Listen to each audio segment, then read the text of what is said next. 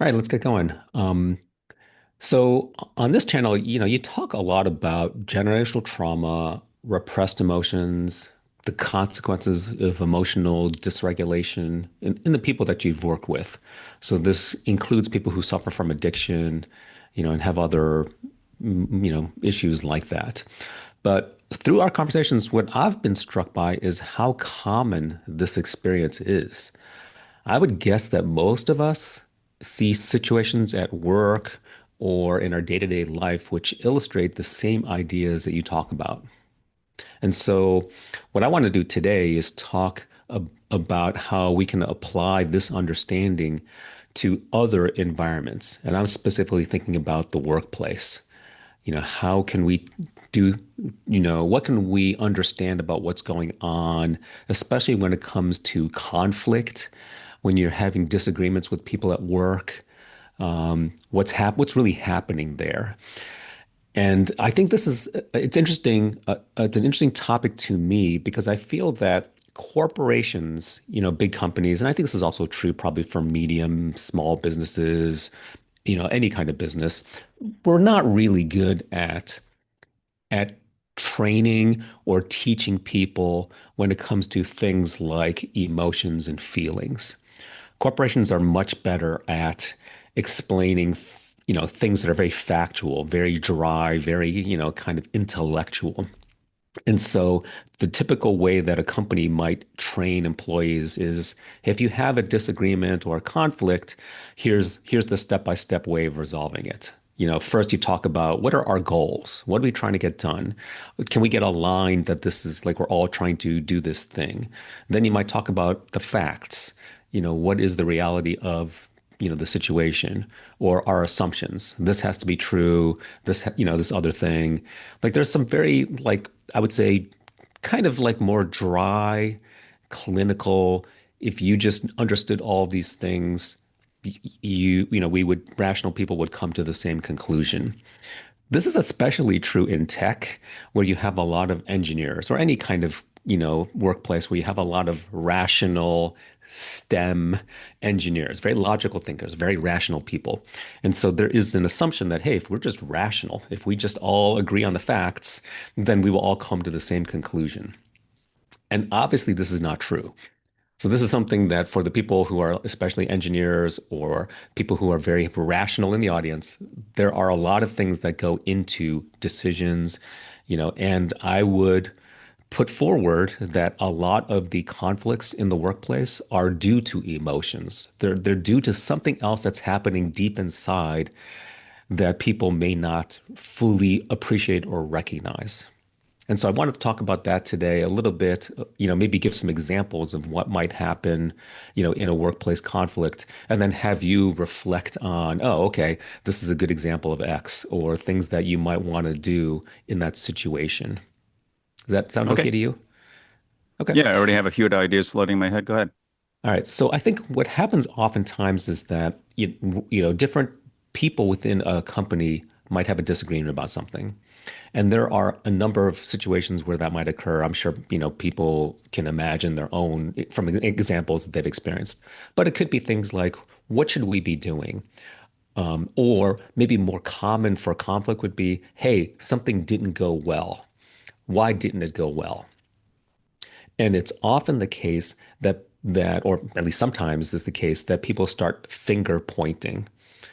This was Yeah. your job. You should have done that. Like, why didn't you do this? Why didn't you tell me X? Why didn't you get that thing done? Why didn't you check with so and so? The whole thing blew up and it's because of you. And of course, if you're on the receiving end of that, you immediately respond, "No, that wasn't my job. That was your job, or that was someone else's job, Hmm. or I didn't know we were supposed to do that. No one told me we were supposed to do that, or what are you talking about? That's not even what we're doing. Like, this is not even the thing, Yeah, the yeah, real yeah. reason." And so, like, maybe you can start unpacking a little bit of why would the initial person point the finger at someone else? And if you're having the finger pointed to you, why would you respond, with that kind of emotional response? And then what is really going on in such a situation? What is really the Okay, deeper emotional core for why someone might be responding that way. And then we could maybe talk about, okay, what do you do in that situation? great. Thanks. So first of all, I want to say if anybody, so we're talking about workplace difficulties. That's the topic of this, but we're using the whole light minds, coaching philosophy, meditational, spiritual philosophy, because when I created it, it was for honestly people with more severe emotional dysregulation, mental health, stuff like that. But I realized it was actually more effective. The coaching protocol was more effective for people who didn't necessarily have those issues because everybody has emotions and all, but when they get too extreme, sometimes you know no matter what kind of coaching protocol, it's just sort of difficult for you. So I found that people who were more along the average, in terms of their emotionality, really benefited from this. So it's really what you're talking about really comes down to the emotions.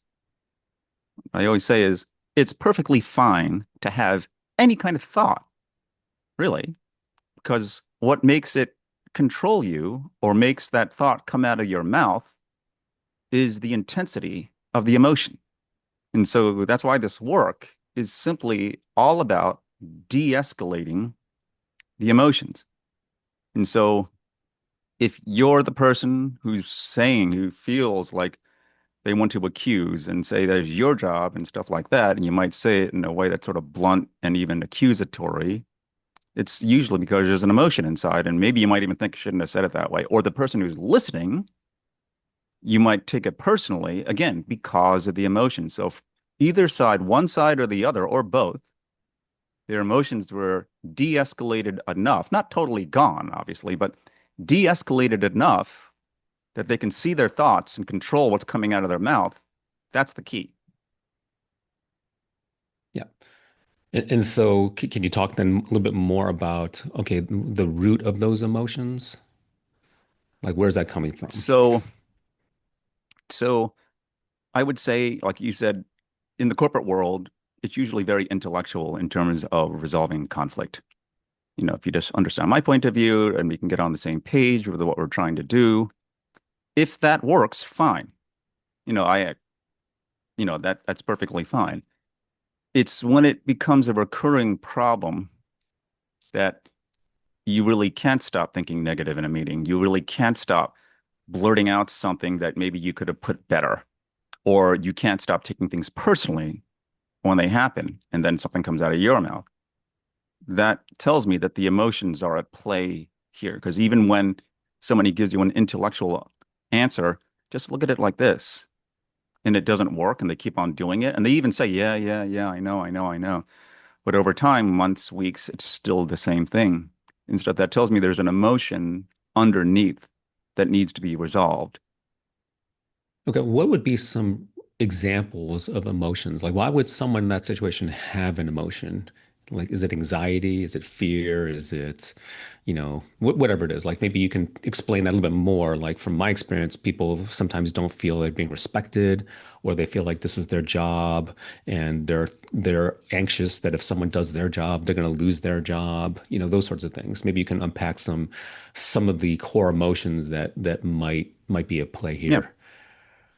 Yeah, this is a good topic because the workplace is constantly a place where these kinds of things are at play and they can get in the way of, what you want to do and how you want to move forward in your life. I mean, I remember hearing people don't leave jobs, they leave people. And so it's, and then when I talk to people with workplace difficulties, they love what they're doing, like the job description. They're having difficulties interacting with other people and stuff. So I'm going to talk a little bit about the ego because it's part of the philosophy, like how we look at these things in the coaching protocol that we do at Light Mind. So your ego is your personality, is your thinking. You need that to interface with other people. And so there's nothing wrong with an ego or a personality. That's how the human animal, the human species interacts with each other is through the personality. However, the ego or the personality is also that which holds on to and stores unresolved emotions, strong, intense, challenging, unresolved emotions. So when I say challenging emotions, I mean like everybody has no problem with peace, love, happiness, and joy. If you're feeling that intensely, you have no problem with that. The challenging ones are like anxiety, anger, uh, despair, um, grief, loss, stuff like that. Those are the challenging ones. So the egos hold on to that, actually. It stores, when I say hold on to it, it stores that. Anything that's unresolved in your past or that you've carried forward it's going to influence how your ego or your personality talks to another personality. Yeah, maybe let me just want to expand upon that because a lot of times when you say the ego holds on to or stores those unresolved emotions, a, a lot of the conflict occurs because you think back to when you were previously aggrieved or the other person previously did something, to harm you, to screw you, to put you in a bad light or whatever. And it's that residual anger that's never been resolved or, some feeling that now magnifies the situation in this moment. It adds fuel to that fire. Oh, it's just that person again, XYZ doing something, and it makes it worse because if in isolation, this specific incident might not have been so egregious or so bad, but because of everything else that happened in the past, it's just another example, you know, that Yeah. makes a person, And when it's feel so emotional. strong like that, sorry for interrupting. No, no, it's okay. When it's so strong like that, in the psychology world, there's terms for it. Like the whole idea of like you have authority figure issues, like just having authority, like so it could be from parental problems when you're a child, but now as a result of that, anybody in authority, even if they're a nice person, can cause this whole other part of your personality to come out because you get nervous because you've experienced some kind of trauma, possibly, or you just don't want to be told what to do. That's another one. It's called demand avoidance, where the person automatically responds with something opposite of what they're suggested to think, because they just don't want to be that personality just doesn't want to be told what to do, but they don't know how to, what's the word, control that. And so it just when it becomes something like uncontrollable, there's psychology terms for it, demand avoidance. Yeah, well, let's talk about that because I think this is a pretty common situation. So this is interesting to me. Um, I think a lot of us, I put myself in that same category, don't like to be told what to do. We like to have autonomy over our job, our life. We don't like people criticizing us. Oh, you should lose weight, get exercise, you should do more at work. You're not, being rigorous enough or whatever it is. And so having someone point that out and tell you what to do can be annoying. And yet, in a workplace environment, sometimes that is what is needed, or, how would you suggest to balance that? Because sometimes an employee is not doing the things that they probably should be doing. It is sort of the manager or the company's job is to try to get them to do those things. And yet it's very understandable. The employee bristles at, okay, why am I doing that? It's fine. The way I'm doing it is okay. So how do you balance these two things? What would you suggest in that situation? What I would suggest, if anybody's watching right now and they feel they can relate, feel free to join in with a question or comment and please stay on topic. But it's all along on a spectrum. So everybody can relate to this. Yes, obviously having autonomy and independent thinking is what you want in our society. However, in order to, do well in our society, you have to get along with others in a workplace, in your family, and things like that. So this whole thing about the demand avoidance and constantly not liking being told what to do and authority figure issues, that's all a line on a spectrum. It's all along a spectrum. So again, and the spectrum is the emotional intensity. So you can have, like I said, you can have the thought, I don't agree with my boss. I never agree with my boss. You can have that thought. It only becomes a problem if the emotions behind it regularly are so intense you keep on arguing in staff meetings, and that's now it's beginning to affect your standing or it's beginning to affect your job and stuff. So first, what I'd suggest to somebody if they're relating to this is to just do your best to observe yourself first for like a month. Observe. If you're feeling you have a problem with this, the demand avoidance thing or the intensity of the emotions causing things to come out of your mouth you'd rather not, just observe yourself without wanting to change it, just so you could see the severity of it. It's better to do it on your own than have somebody tell you, you know, so this, however, if somebody does tell you, we're having problems with this in your communication. It's, look at yourself, do your best to like be objective, do your best to not take it personally, not get defensive, and observe yourself to see if it's true for you. Yeah, that's great. One thing I wanted to maybe I want to get back to this topic about observing your feelings and emotions. Before we move on, one thing you said kind of struck me, and I wanted to just make a point was that workplace culture is evolving. So in the past, I think it used to be much more top-down, hierarchical. You do what the boss says, kind of more of a command and control workplace culture. And today, I would say it's moving more towards, an egalitarian, or everyone has a voice. Everyone's opinion is considered. And I think some of the conflict comes from different expectations, different, cultural norms, especially between different generations and different management styles, Hmm. where potentially people who've been in the office environment for a longer period of time, generally speaking, older managers might have a certain view of how things should be done. And then people who are maybe younger or have a different workplace culture don't really they don't respond to that top-down Okay. command and control kind of environment, and that can also lead to some of the conflict, because the expectations are different, the way that they believe the office should be run or the workplace should be run are different. And so that also leads to some of this conflict, between different individuals. It's just a different way of, you know, dealing with things, different expectations, et cetera. Yeah, So, and I'd say like when you're saying that, it reminds me of what democracy is all about. Like everybody needs to have a voice as equally as possible, but it takes a long time to hear everybody out. And so what's interesting as the person who's the employee or even the supervisor is, yes, we want that. We want to be heard.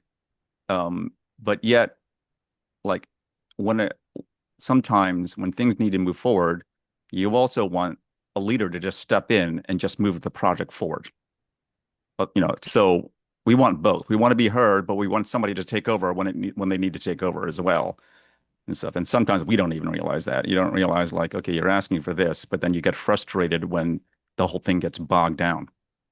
yeah, the thought that comes to my mind is the military is, I think, the prototypical example of a hierarchical, top-down command and control, workplace.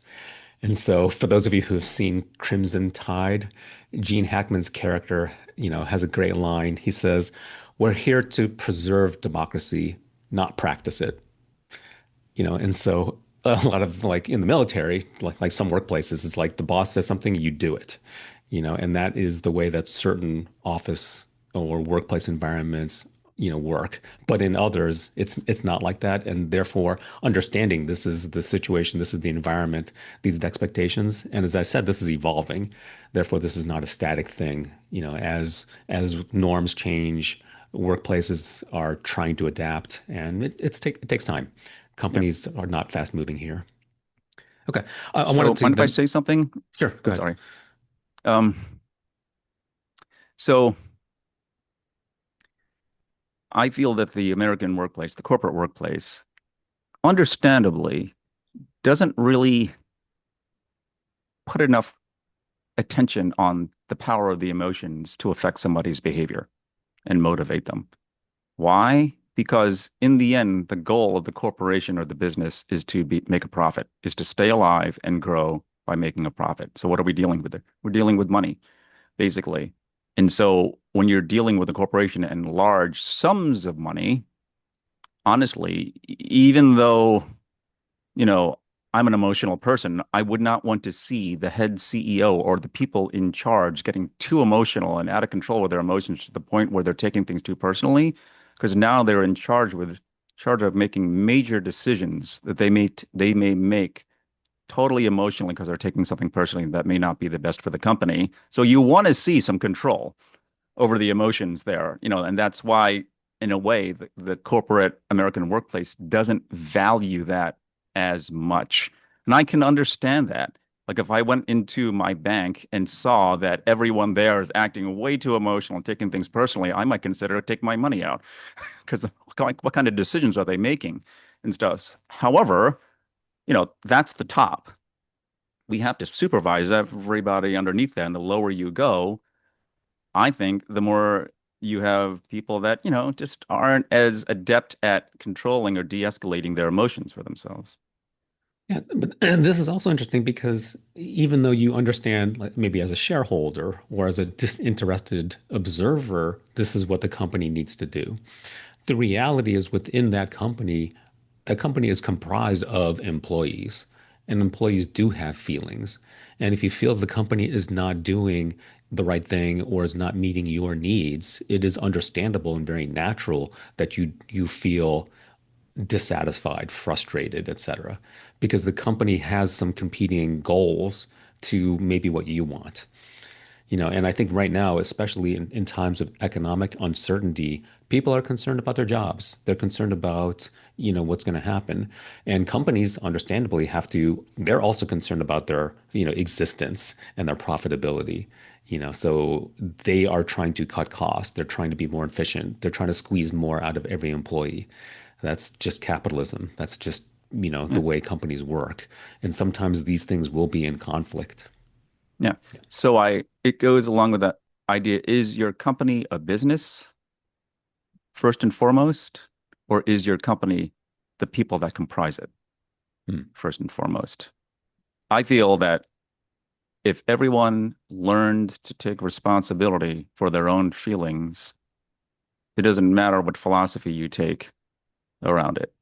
You take responsibility, even if someone says something that gets you triggered, and maybe they even said it bluntly, rudely, unfairly. And it triggers something inside you. Wouldn't it be nice if everyone just took responsibility for their own feelings first before they reacted? Okay, that's great. So earlier, before this whole digression, you said, okay, in the case of conflict, just observe your feelings and emotions. And just now you said, okay, you should take responsibility for your own feelings. In a case, an example where there's conflict, where you and a colleague, maybe in a different department or whatever it might be, you're having a conflict and you have these feelings and emotions that are coming up within you. When you say take responsibility for your own feelings, how do you do that? What is the process for someone where I'm getting angry at someone so because they did XYZ, they dropped the ball, they didn't do what they were supposed to do, they're blaming me, etc. When you say take responsibility for my frustration, anger, what do you mean by that?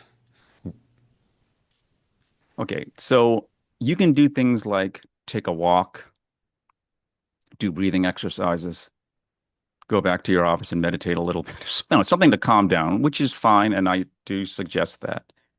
Um, what we're talking about on this account, the way we describe it, as I said earlier, the personality or your ego is how you interact with people, especially in business, but it's also that which stores all of your unresolved emotions. So when I say take responsibility for yourself, resolve those unresolved core emotions, possibly from even traumas in your past that are now affecting you in the present.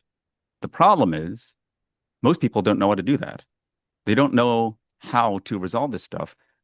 And I'll be honest, just talking about it, like doing talk therapy, talk coaching, stuff like that, takes too long. And they don't know what else to do and stuff. And even something like doing breathing exercises, taking a walk, that takes time. So when you resolve your emotions, when I say take responsibility, I mean there are certain things that you could do that can cause what we call an emotional energy release. And that's what the protocols are in this account.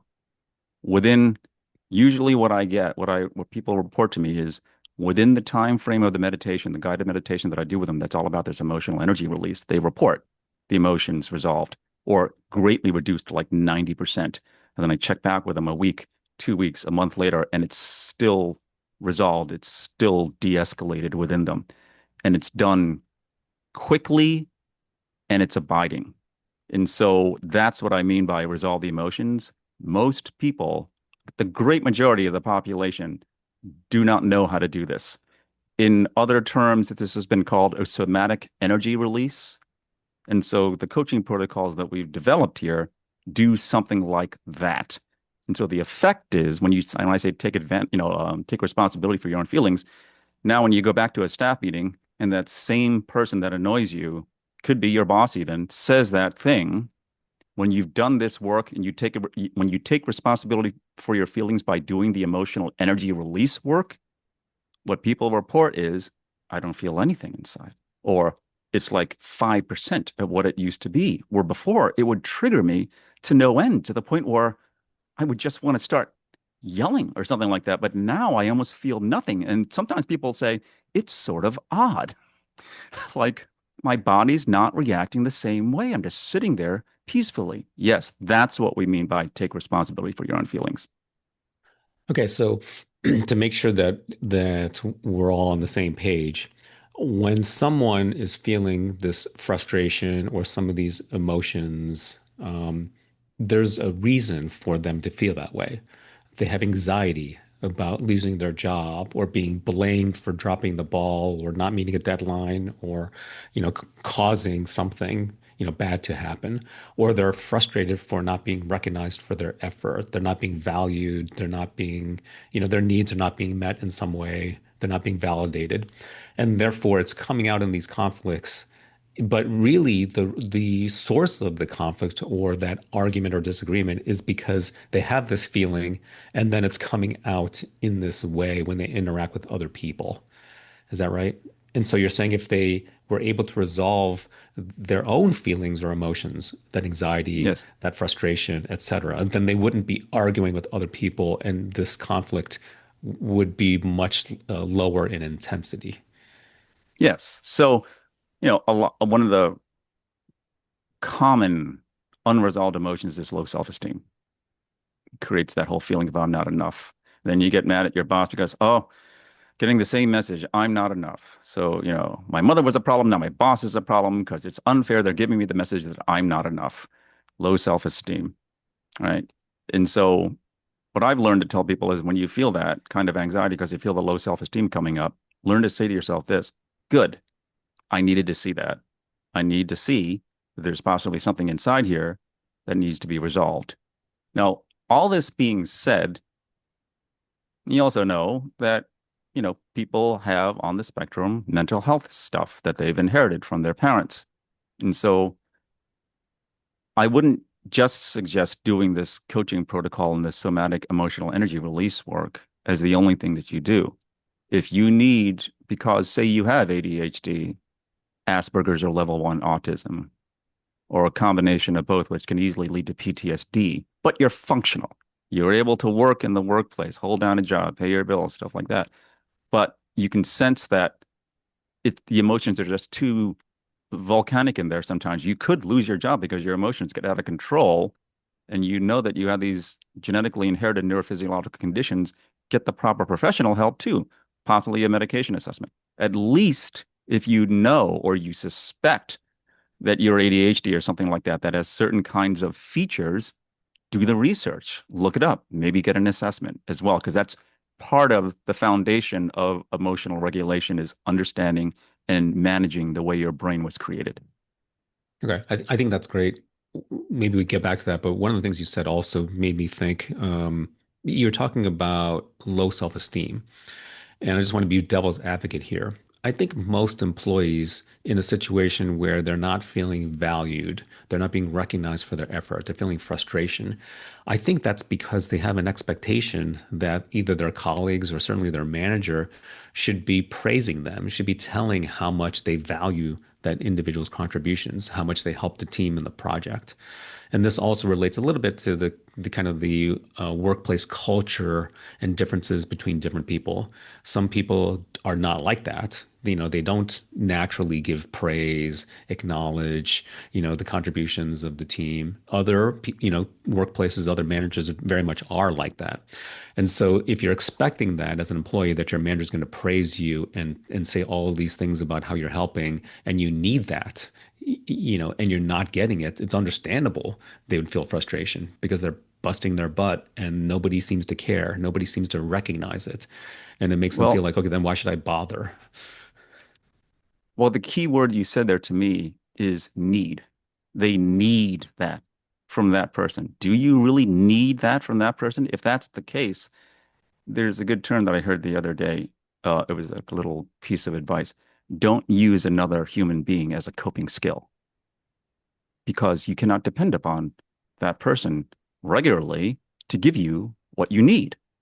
You have to eventually resolve it on your own. Maybe you do have a boss right now that praises you regularly and gives you what you feel you need, but then they move on. They get replaced. It's just the way ups and downs are. And I would even say, we're talking about the corporate workplace. What we're really talking about here is relationships. If you do that there, use another person as a coping skill, you'll easily do that in your family or in your marriage. Hmm. So you're saying that someone who has the need to be validated, to be, because I think most of us want to feel valued and supported and recognized for our contributions.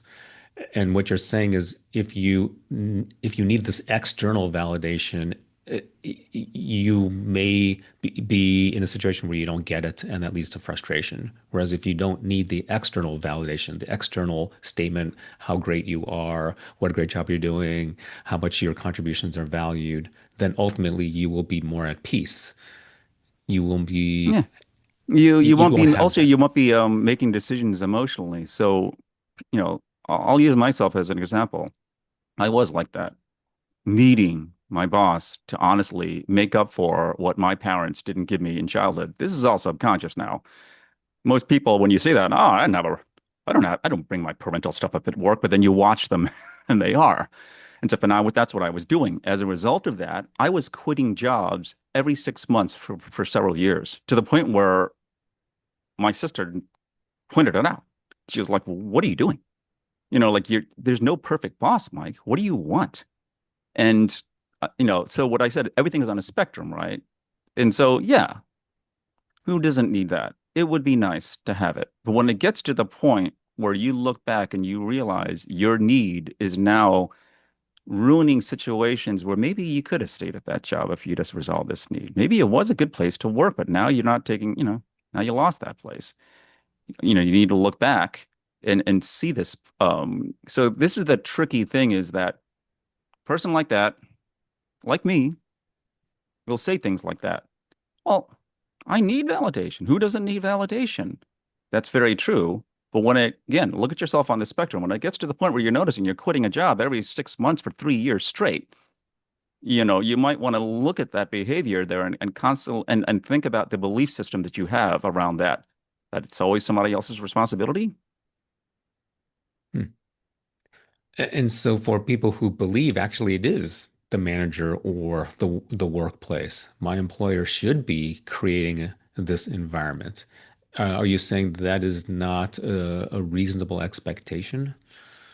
Well, what I would always say then, if the person's really stridently arguing with that and I'm coaching them, I would actually say, I think you should do what you feel is right for yourself. So if it's to leave a job to go to another one and then go to another one, like then obviously do what you feel fit. However, understand that I don't know if you'll ever really find the quote unquote perfect supervisor. They're human too. So you may find one that's better than the other, but then you might find something wrong with that new one and stuff. So in the end, you can't keep on depending on using another person as a coping skill to job leap until you find the right emotional situation that nurtures your unmet needs from childhood. Yeah. So this is, I think, an important point is because when there's conflict, we as individuals immediately have the ability to very precisely analyze what everyone else has done wrong. Where did they drop the ball? What didn't they do they should have done? People are very good at criticizing others and understanding and analyzing, and getting to the root cause of things that other people didn't do properly. We as individuals are not really trained, and we don't have this inclination to turn that analytical ability upon ourselves. And you can overdo this as well. So I don't want to like over index, overdo this. But if we understand, okay, here's the reality of the situation. This is how I contributed to it. Just like, okay, this is why someone else or some other team or some other external factor contributed to it. Then we have a more balanced understanding of, okay, how did we get ourselves into this situation? Why are we having this conflict? Hmm. So I think the thing that is missing is that many people, because you want to avoid the pain, if I contributed to something because I didn't do something I should have, I dropped the ball on something, I missed this thing, I was not spending as much time or attention as I should have, I don't feel good about it. I want to avoid that pain, that accountability, that maybe self-reflection that shows, okay, I'm not doing as good of a job as I could have. And therefore, it's natural to protect yourself, protect your ego, to attribute the problems to some other source outside of you. Nothing more I could have done. I did everything I could do, you know? And so this is a natural, I think, perspective that I think we often have to protect ourselves, protect our ego, to protect our sense of self-worth, our ego. And so, Yeah. And from my experience and myself and doing this kind of work on myself and then coaching others, honestly, the ego or the personality that the person ends up with from childhood and stuff, it really doesn't want to change.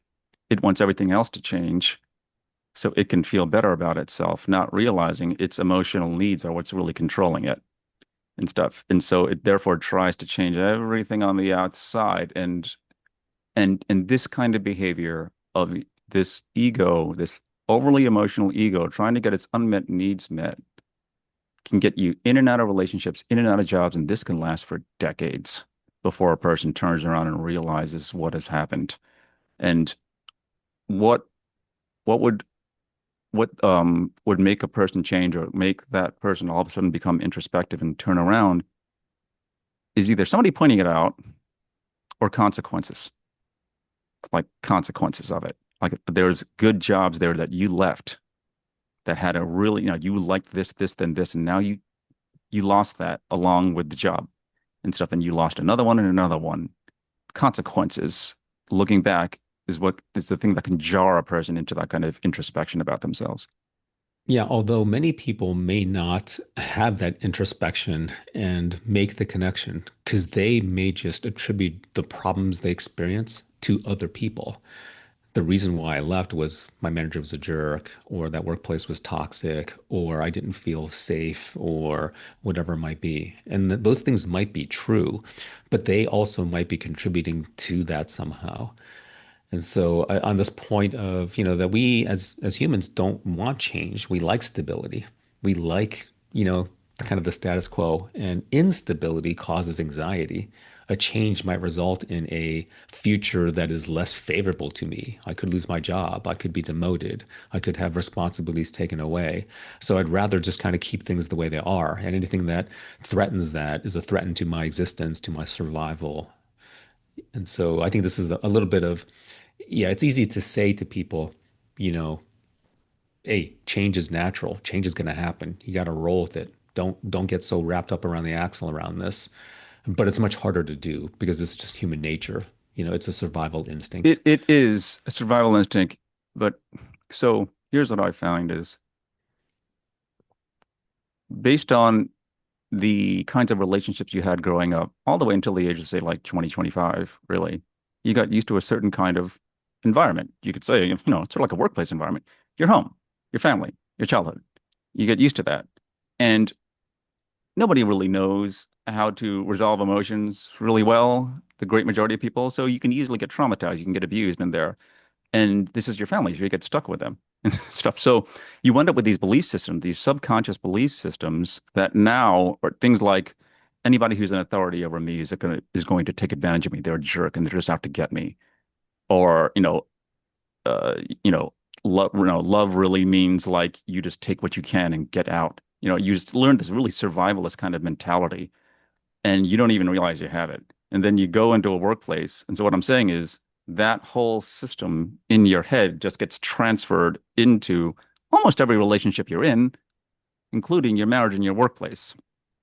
And so, you know, I would say that yes, you could say most people don't want to change and things like that, but whatever they're doing there that's causing a problem, most likely it's causing a problem with their kids, with their wives, with their spouses, with their brothers, things like that. It's causing problems somewhere else as well. So it's worthwhile to look at yourself to really see, oh, this is how this unresolved thing and why I'm so unhappy. Yeah. You know, I think most of us want our managers to support us, to provide stability. We want to feel that we are indispensable to the company, to the project, and to feel secure in that relationship. And it's very difficult in a work environment because I don't think you can ever give 100% assurance. We can't guarantee you will always have a job. It's just by definition, you can't do that because things happen. Even in the government, you've seen that now. Supposedly safe, federal jobs, are being eliminated. So what used to be considered a safe job, quote unquote safe job, it's no longer the case. And I think that sort of not having that firm ground that you feel you can stand on makes it very difficult for you to operate in your day-to-day life. And so there is sort of inherently a conflict between what most people want, which is that assurance, that stability, a guarantee, if possible, that it's going to be fine, that, I'll have a job, I'll be valued, I'll be promoted, I'll build my career. And this is not something that a manager or a company can guarantee. This is Yeah. something that the each And individual then has to take ownership of and yeah. and and drive. And the employee themselves or the person underneath needs to realize there's only so much they could do. They're human themselves. They probably have a boss they have to report to. There's only so much they can do. So from our point of view, it's up to us to also look at them and say, there's only so much they could do. I know, like my asking them to like, I remember, here's a key example. This happened to me. I was at a job interview, kept on pushing certain kinds of questions, and they realized there was an emotional tone to it. And the interviewer finally honestly said to me, Mike, it's a job. It's not like here to solve all your problems. What do you want?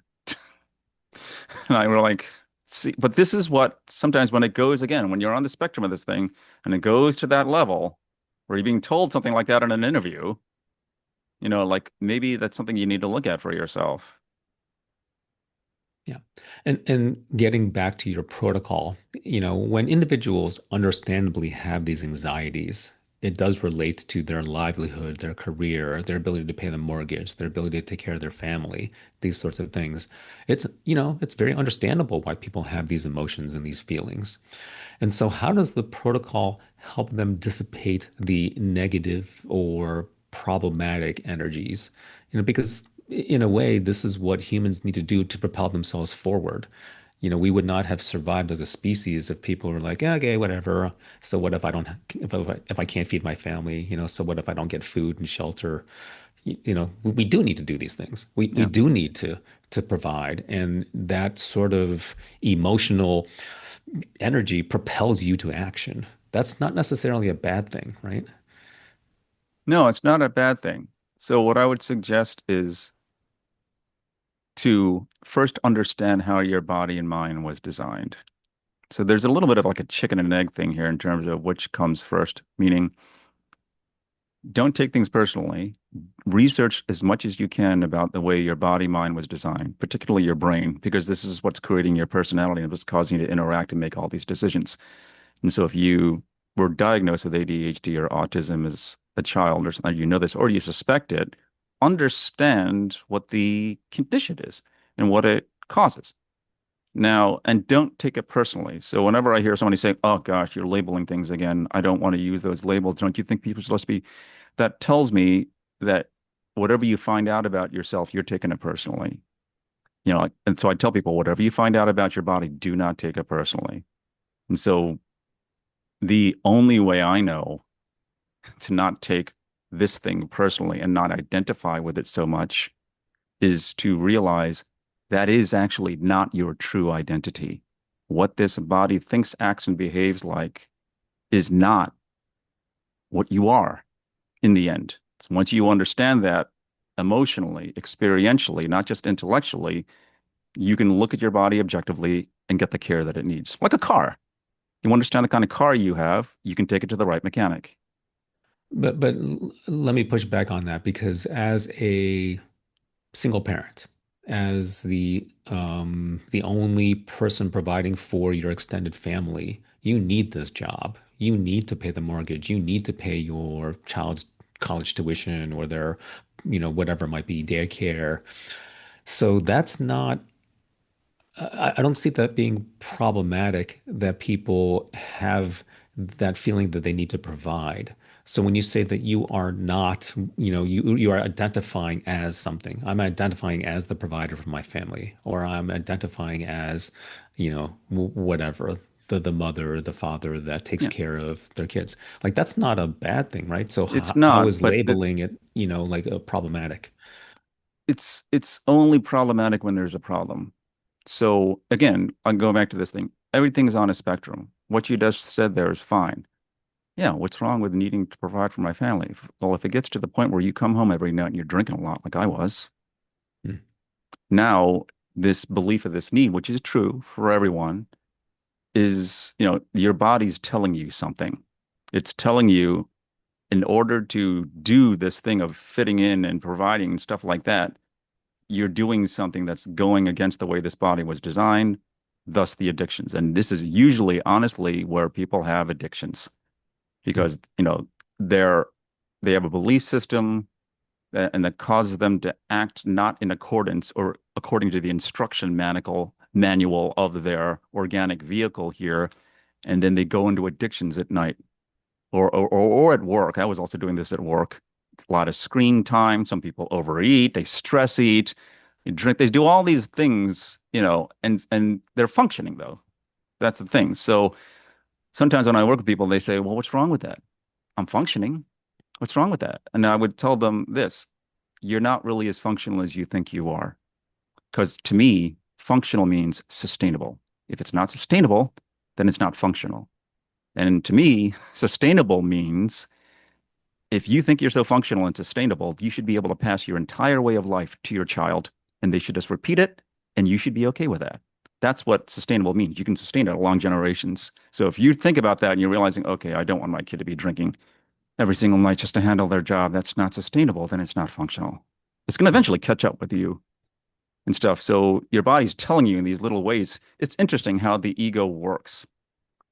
It wants to stay alive with its pattern that it's created, usually from the past, and it will use these positive things. Well, who doesn't want to help their family? Who doesn't want to survive out there? All these things are true, but then when you look at how they're actually doing it, it's not functional or sustainable. Again, along the spectrum. If you're able to do all this stuff and you're not doing any of these unsustainable things, or you're keeping them to, yeah, unsustainable things, then fine.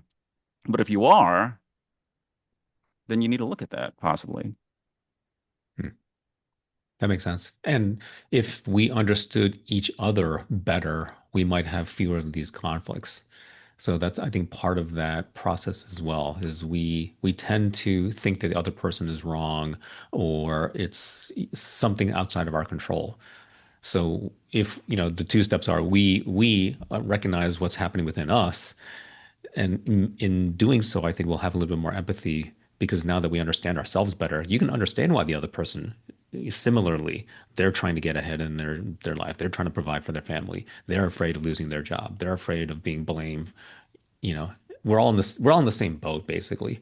And so if we recognize that, we'll have more empathy for the other person, for the other department, for our manager, for our, the company we work for or whatever.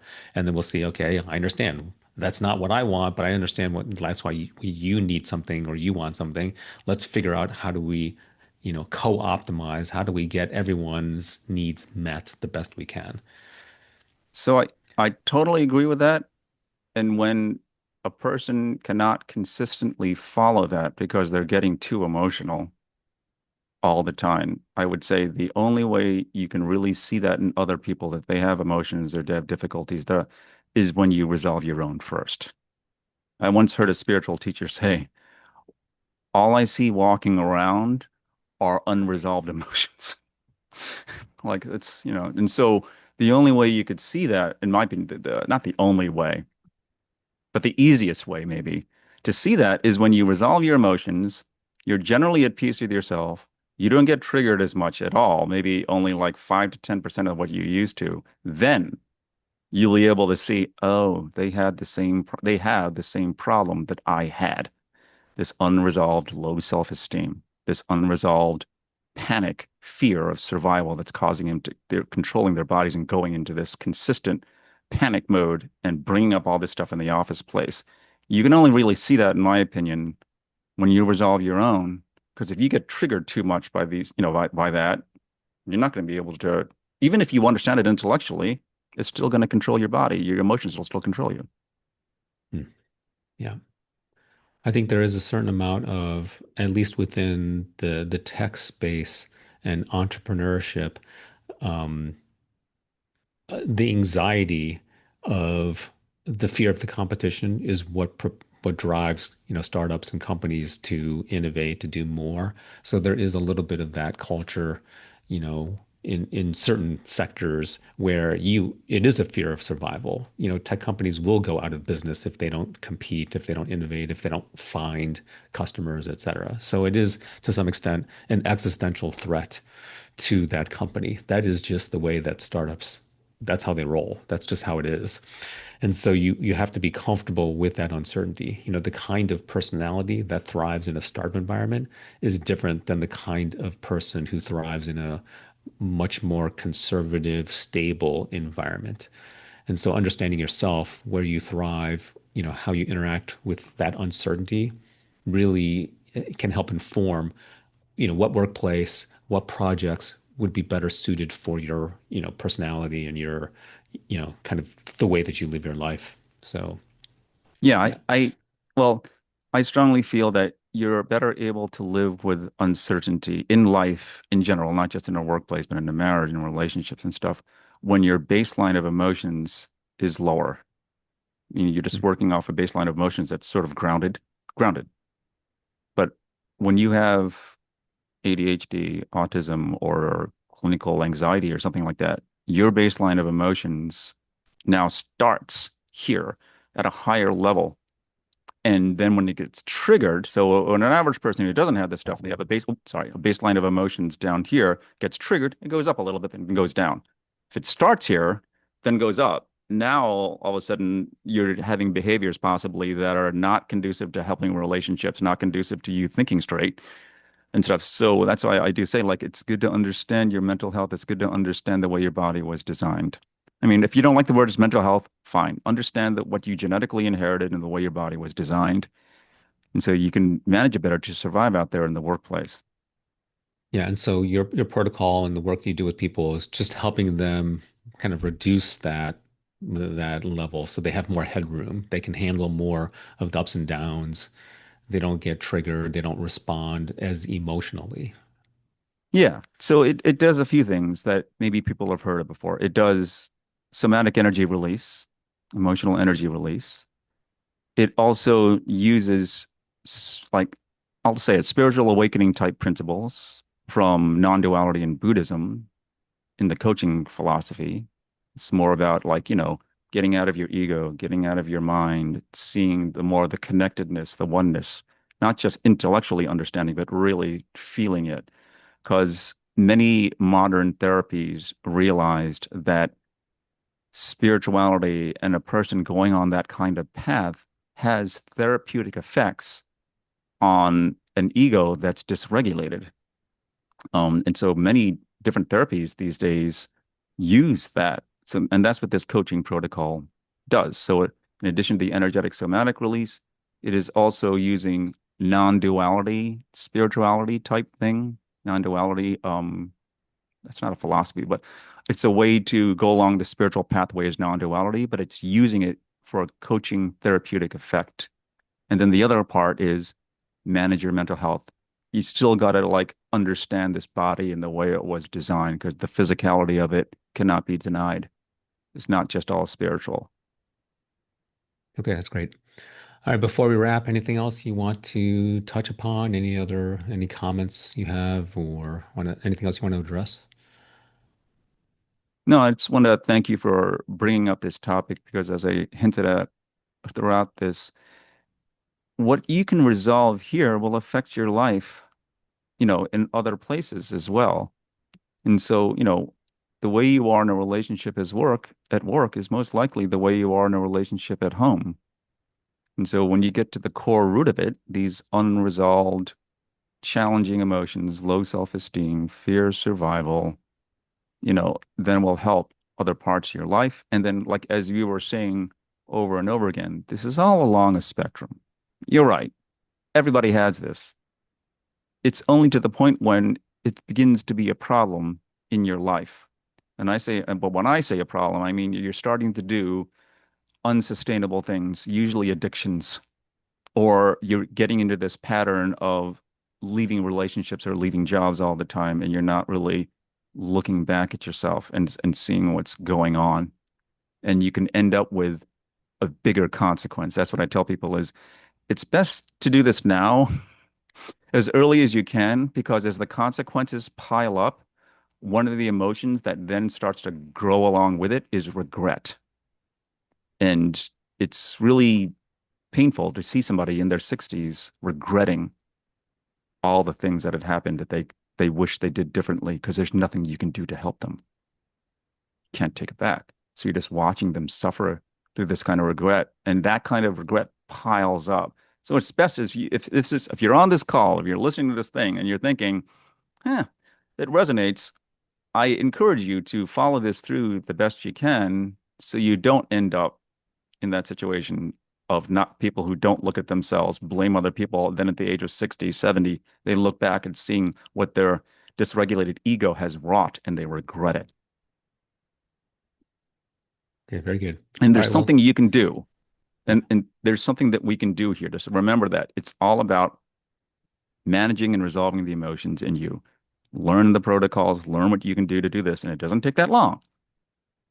So, and then you can start to resolve these things in your life fairly quickly and easily. Okay, great. We'll leave it there. Thank you very much for the conversation. We'll talk next time. Okay. Thank you very much. Take care, everyone.